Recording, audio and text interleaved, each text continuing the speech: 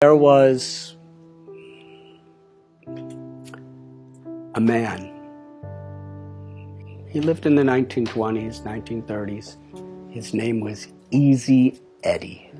Easy Eddie was a super empowered attorney.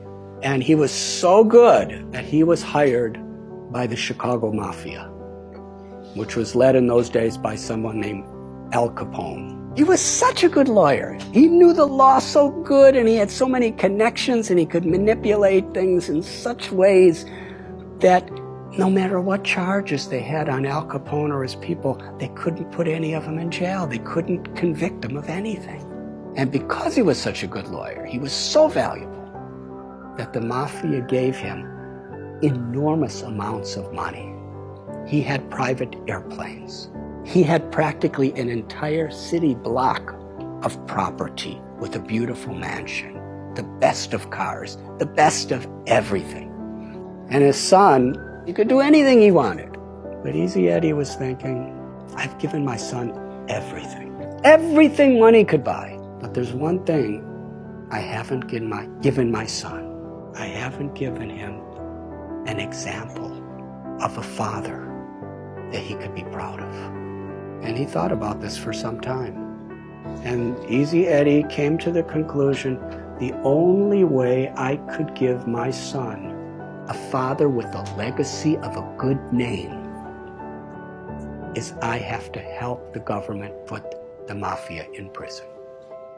Because the Mafia was killing people, and he was getting them off.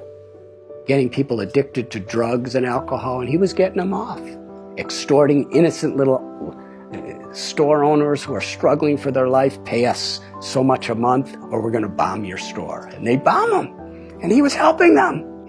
He helped the FBI. He testified. And many of the biggest people in the Mafia were put in prison. He knew full well that he would be killed for doing this.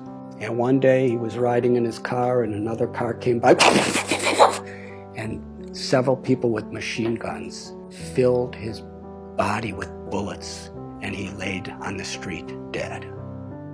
He paid a very high price to give his son a father who he could be proud of. That's a high price. But for him, it was worth it. Now I'm going to tell you another story. There was a man. He was in the United States Air Force during World War II. And he was on a battleship called the USS Lexington.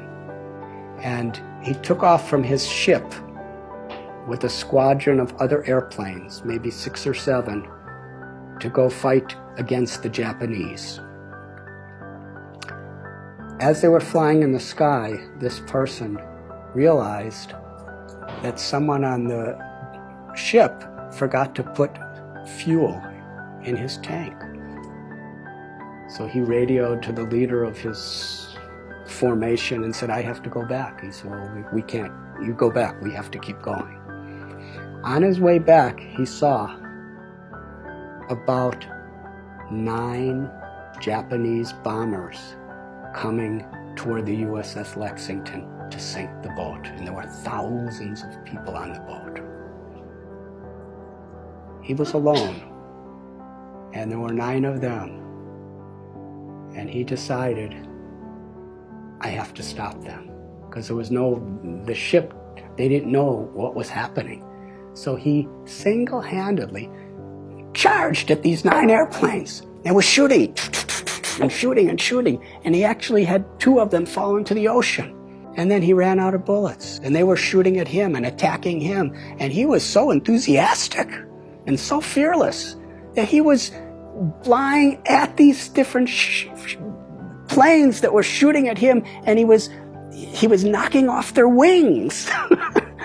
And finally, after 5 of the 9 sank, the other 4 thought, this man is completely crazy. Let's get out of here. And they all flew away. And he came back, his plane was all beaten up, and the people of the USS Lexington actually saw what was happening. But they weren't prepared. He was the first person in the U.S. Air Force in World War II to get the U.S. Congressional Medal of Honor, the highest award there is. His name was Butch O'Hare. And the airport in Chicago, O'Hare Airport, is named after him. He's considered one of the greatest heroes of American history because he was willing to sacrifice his own life for the higher cause of others. What makes this story so interesting is Butch O'Hare was the son of Easy Eddie. That's a strong foundation. What are we giving our children? I have seen in my life traveling around, I've been wandering around this planet for 63 years now. I've seen people work so hard for money, give it to their children, and then their children fight as enemies to see who gets it. Is that the legacy? Is that fulfilling life? Is that what we want to leave to the world? Our values, our character, the grace and the compassion, the love that flows through us is the greatest contribution we could make to our own life, to God, to our families, and to the world. And when we have those values, and we work and we build that foundation through good company and good practices and good decisions, then we could have a wonderful, fulfilling, meaningful life beyond birth, beyond death. And we could leave that as a legacy for the world.